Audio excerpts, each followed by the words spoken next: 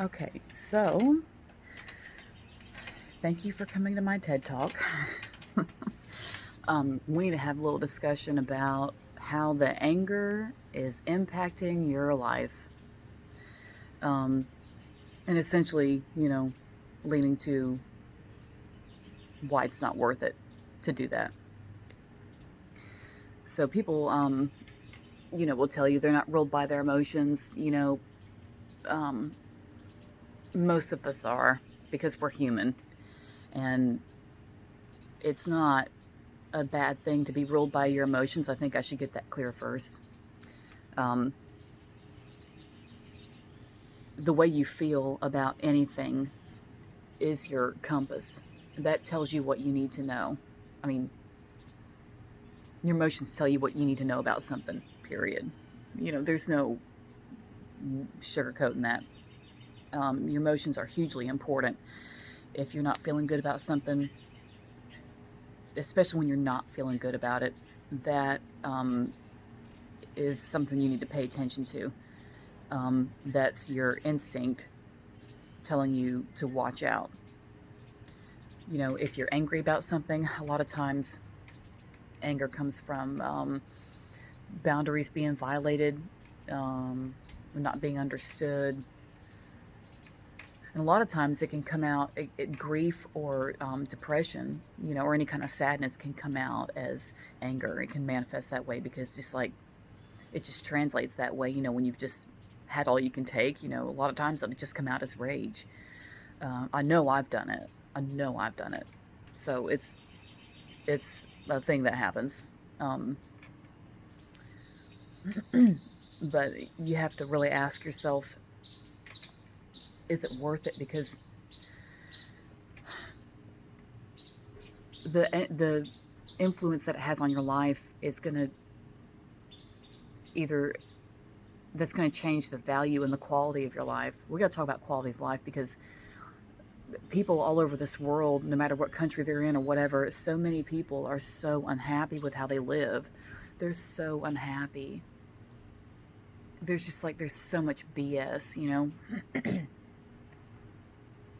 and our mindset, like we get swept up in it.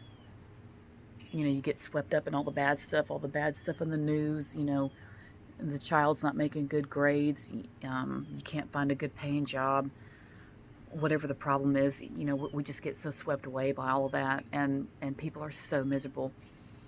And it's not wrong to be upset about something. That's not the you're being angry or being upset about something is not the issue, but you just have to look at what it's doing to you, and of course what it's doing to the other person, but what it's doing to you, because the other person may or may not stay in your life. You're always going to be in your life, right? So what it's doing to you and your quality of life is you have to consider, and it's not selfish to consider your own quality of life. um, People will, you see people that are like always looking for a fight, always looking for an argument, always looking for the opportunity to be pissed off about something. Those people are really, really and truly desperately unhappy, like terribly unhappy. And you may never get the story, you may never be able to find out what it is, but they are absolutely miserable. And it comes out as anger or, just being ready to fight. And I've known a lot of people like that. Um, when I worked over here at the Veterans Home, um, there was a woman who worked in the kitchen, and she got on everybody's nerves to the point where everyone knew her name. But um, she just had a bad attitude, just like she had a horrible attitude, always looking for something to fight. And she talked to all of us like we were trash. And I was like, you make sandwiches. How are you better than the other girls that make sandwiches? What are you talking about? Like, I was like, I mean, anyway. So, but she came from a bad background, and I guess maybe from her point of view, didn't have any reason to be happy. I don't know. I never was able to have a normal conversation with her, so I let it go. But, I mean, you know, there's just, especially people like that who are just always ready to fight or always ready to have something to come back with, you know, even if they are kind of friendly or even if they're not mean, or people will say, oh, I'm mean, I'm so cruel, I'm blah, blah, blah. You know, because I used to do that. I used to do that.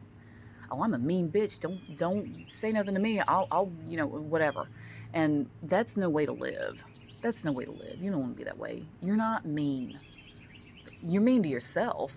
Well, you know, you could be mean to other people. I mean, that's, you can, but I mean,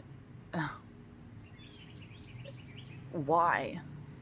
Why would you spend your energy on that when you could, there's so many other things you could be doing with your life? I there I think that this, to me, like part of me wants to see this as it tracing back to you not thinking that your life is valuable to start with. So therefore, you can waste it on whatever you want. You see what I mean? Like people who really value their lives or really like think good of themselves won't waste their time with bullshit because it lowers quality of life, and they don't want low quality of life. They want to feel good because they should feel good. Everyone should. But I mean, you know, there are people that realize that and they won't waste their time with bullshit. You know, and every now and then you'll run into somebody that has that attitude, and being around them is like balm to your soul. It's like a medicine you've never had before, you know, that just like makes you feel good in 5 seconds, and or a drug, I suppose. But you know, you see what I mean. Like every now and then you'll meet a person who just says the right thing. You could be, you know, when you're at work or something, complain about somebody that's really horrible, and like you'll just be in the room with the right person at the right time when you say it, and that person will just say something. They just deliver something to you that renders it all null and void and renders it all not even worth worrying about. They'll just say something that just sounds good, and it's like it fixes it, you know, in a way. I love it when I meet those people. I, I would like to try to be that person, you know, but I mean, I don't know if I'm there yet. I don't think I am, but I love people like that because they can just say one thing and be like, why are you worrying about that? You got a life to live, you know, or some shit like that. And it just makes you feel better. So those people have, you know, such a good understanding of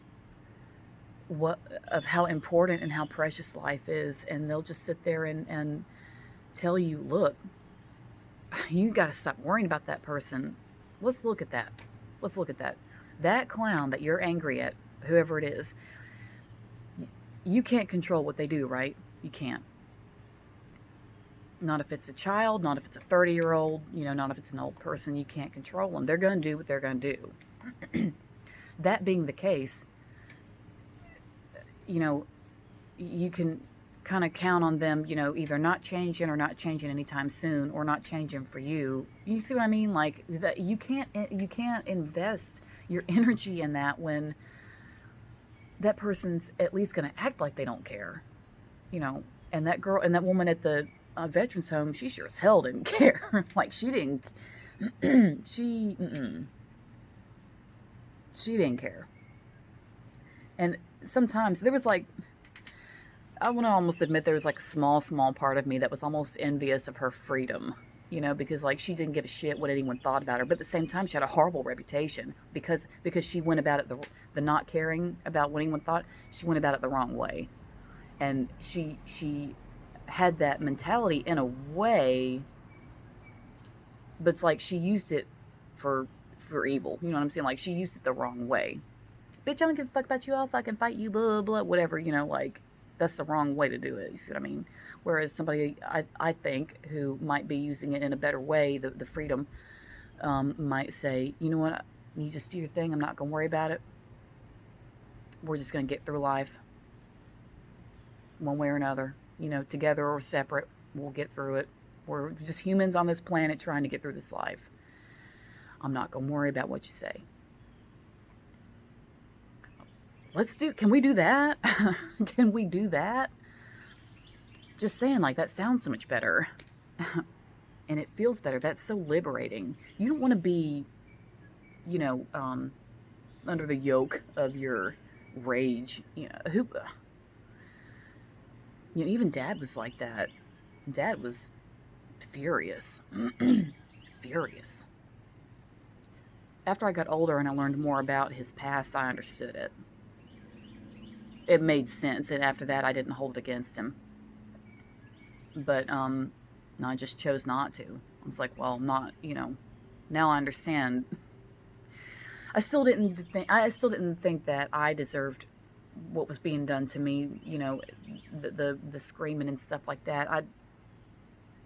Because it wasn't meant for me, but I also wasn't a bad kid. I'm not going to, dance around it. I was a good kid. I didn't start acting up until after I was 18, and all I really did was like stay out real late on dates with boys. That's all I did. I wasn't even drinking or doing drugs or going to parties. Like, we were boring. We were boring. I dated losers that didn't have a life, and we fucking didn't go anywhere. We just drove around at the beach and shit like that. Like, I wasn't even doing anything interesting. Interesting. But anyway, I didn't deserve, what was being done, but at the same time, because I understood him, eventually, I just thought, well, yeah, everybody's got something, but Dad really let that, he was a prime example of letting, especially the past, I think, just fuel the rage and really rule his present and really control his present life. He could have been enjoying us, and he died at 51. And he wasn't sick. I mean, he was big, but, he didn't have like any hardcore illnesses. I think he was just miserable. And his soul just said, to hell with this, and he went to sleep one night on the sofa, and that was it. So at least he didn't suffer, but, I mean, he went all those years being angry at somebody that wasn't even in our house, and somebody whose face he hadn't seen in decades. His first wife. And, that didn't have anything to do with us, but he was that angry, and he, in my humble opinion, kind of shit on his quality of life by being pissed off at her when he could have been enjoying other things. And that's so sad. I don't usually, I mean, that I try not to like have pity on people, because it seems a bit condescending in a way, and I try not to do that. So that's like delicate for me. I don't know how to do that, I think. But, for Dad, I felt bad for him in a way. At the same time, I was like, you don't have to be ready to fight all the time. You don't have to come home and be ready to fight, your teenagers. Me and Philip didn't want to fight anybody. Both of us were laid back and, kind of stayed to ourselves and didn't bother anybody. My brother had more of a social life than I did, younger than I did, but I mean, we weren't bad kids. I mean, really, we weren't bad kids. I mean, but, you can't let that shit just drive for you. You can't. That's not worth it. Look at what you're doing, not just the people around you, but yourself. Because anybody in your life could leave. I'm not trying to, like, make you sad or whatever, but I mean, like, all the other people in your life can come and go or change or die or leave or whatever. That can change. The only person that's always going to be around you until you die is you. So you've got to have a good relationship with you. Period. This shit about waking up angry and getting angry over little stuff, or getting angry over what strangers do at the service station, or drivers. The angry driver thing, and I've said this before, but being angry at a bad driver or somebody that puts other people at risk in public, that I can still respect, because I do it too. But also, 'cause I get mad at people when they drive badly, because they're putting all of us in danger, and there's children in cars and stuff like that all around us, and they're putting them in danger. So yeah, you should be angry about that, absolutely. But what I mean is, don't still be telling the story 3 hours after the fact. You know what I mean? Don't let it control you. You just have to, you got to ask yourself, what is this really doing for me? What is this doing for me? Why am I dragging this, wherever I go? It's almost like a ball and chain kind of thing. I know, people don't know the origins of phrases anymore, because we've lost so much touch with our culture, but the ball and chain phrase isn't wife. It's used to mean addiction. So I think in this case, it just seems like so many people are addicted to how bad they feel. I think that's because they want people to know how bad they feel, which is why they have such bad behavior, or they'll do things to other people, and yeah, it goes back to, and men especially will tell me, well, it's because they're weak. Well, yeah. I mean, yeah, it is, but we can't stop there. We got to go deeper than that and find out why. So I think, because you see people that are miserable over something that happened 30 years ago, and they're still, or like you see so much, in the military, or second marriages, the husband is still be angry about what the first wife did, taking the children or whatever, anything, because that's so common. And then he'll marry the second wife and beat her kids, or have another one with her and beat that one, or whatever. That is really fucking rampant. And just as that's just like a millennia old example. The second wife's kids may or may not fare well, depending on how he's feeling about his first wife. Ain't that a bitch? So, in case that clears anything up for you. But, you can't drag that around. You just can't do it. Why would you? Why? You have to stop yourself. And people will say, oh, well, I can't just decide to just drop it. I can't just drop it. I can't just drop it. Well,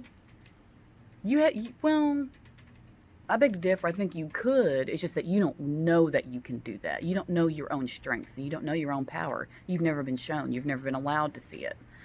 So, because no one's thought enough of you to teach you what your capabilities really are, which are many, you're going to sit there and tell yourself, oh, well, I can't just do that. This is difficult. I can't. It is difficult. I'm not mocking you. It is. But what I'm trying to say is, you're telling yourself you can't do something. As long as you keep telling yourself you can't do it, you're not going to be able to damn do it, period. Simple as. That's it. So when somebody says, well, I can't just drop it. I'm supposed to just drop all my trauma. And, well, what's wrong with you? I can't do that. That's... Okay, take a breath. It's not a matter of just dropping it. It's more than that. We have to explore it a little bit. Give me some time. Because people will freak out, but that's not it. It's not that cut and dried. They think people that are dealing with stuff, they think it's real black and white and cut and dried. It's not. It's never that simple, and I know it's not. But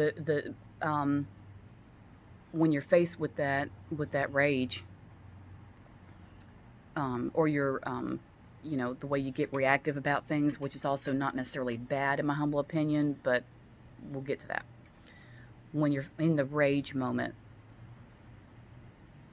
ask yourself, or even after it's all over and you're coming back down to earth, ask yourself, what I just did, is that adding to my quality of life? Is that making my life better? Don't, don't screw around. It's yes or no. It's yes or no. Do you take yourself seriously enough to try to um, make, your quality of life better? Do you value your life enough to try to make it good? Is it not worth making it good? Ask yourself. I can't tell you. You have to tell me, because you're the only one who knows whether or not your life is valuable. Or, well, other people will know your life is valuable. Your children and the people that love you know, but you have to be the one to make the decision to act that way and to make it so. You're the only one who can do that. I'm the only one who can make my life better. Every damn day when I'm thinking about y'all and thinking about the things I say and the things I write and shit like that and the things I put out, I think to myself, am I doing the right thing? Every time I interact with my son, am I doing the right thing? You know, every time I reach out to my friends I haven't heard from in a while, or worry about somebody, am I doing the right thing? Just all the time. And just constantly, examining what I do to see if I think it's good enough, to see if I think, I'm helping a quality of life, mine or someone else's, somebody's. And it matters what you do, what you say, what you think. You're, casting the vote for what you want to see in this world. It matters. People say you create your own life. Well, that's true. Your attitude is everything. Your attitude towards yourself is the most important. What you think of yourself. I watched a show. I think it was on Pluto. It was on Pluto. It was on Pluto. Pluto has live TV, so I always watch Midsummer Murders on there. But also yesterday or the day before, I was watching Very British Problems. And it was like one of the most depressing shows I've ever seen, because even though it was meant to be funny, on the surface they think it's funny, but the reality is they don't. But they got on there and talked about all their idiosyncrasies and insecurities and such, and like as a cultural group or as a nation, and it was one of the saddest things ever, because 9 out of 10 things they mentioned are problems Americans don't have. Just don't.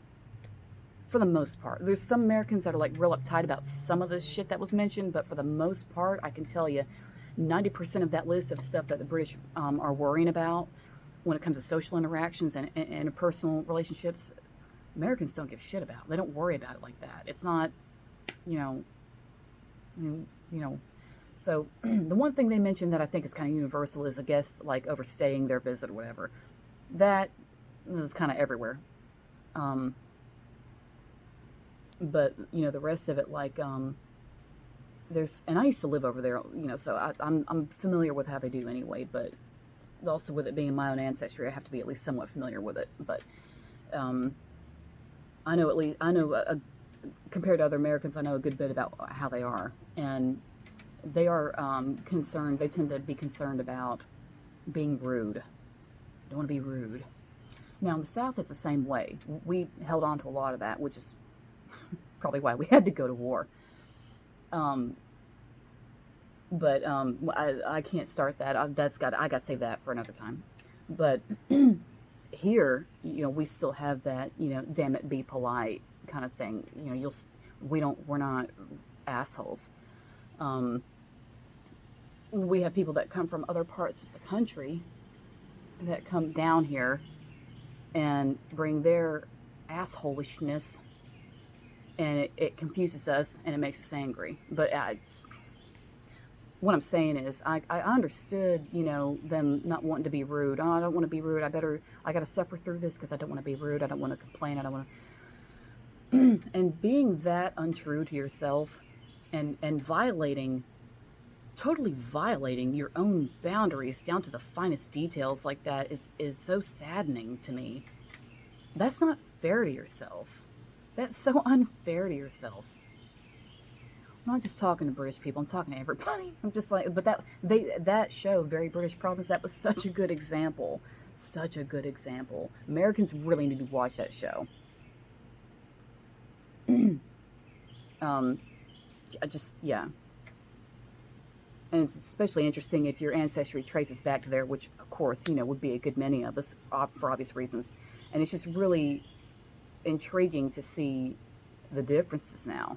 Well, 200-something years is a long time to be separated, but, I mean, the stuff they said on that show was such a good example of just being so unsure of yourself and holding in so much. And then, when they finally do get angry, they just explode and stab each other. The city, but that's the city anyway. It's not just them. But, that anger, or any kind of bad feeling like that, letting it rule your life to the point where your quality of life is just utter shite, that's not fair to you. It's obviously not fair to the people you're taking your anger out onto, but anything can change for them and they can get up and leave, Your children can go somewhere else or end up with somebody else. Your spouse can get up and go if they really want to, They might think they don't have anywhere to go. That's never really true. So you can always figure something out. Anything can happen. Your friends can just get tired of it and quit talking to you. Your relatives, whatever. All that can change. You can get rid of all those people through your behavior, but you can't get rid of you. So you may as well work on having a better relationship with yourself. And in my humble opinion, that could include, not shitting on your own life, your own quality of life by being pissed off. Especially, being pissed off at somebody whose behavior doesn't even deserve your attention like that. Look at that bug. Son of a bitch.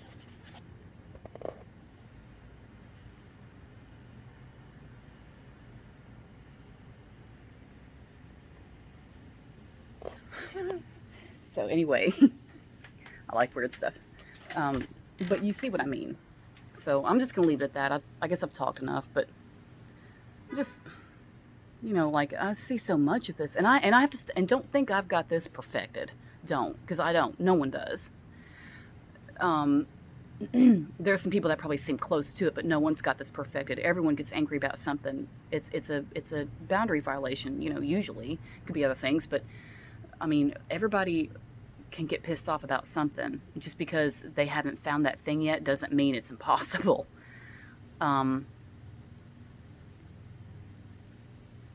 So I don't have this, perfected for myself at all, but I'm getting better about stopping myself and saying, you know what? Do I really want to ruin my day? Do I really want to let one interaction with this person ruin my whole day when I could be doing so many other things? There's just so much more you could be living for. There's so much more you could be doing. I mean, but like I say, this traces back, I think it traces back to you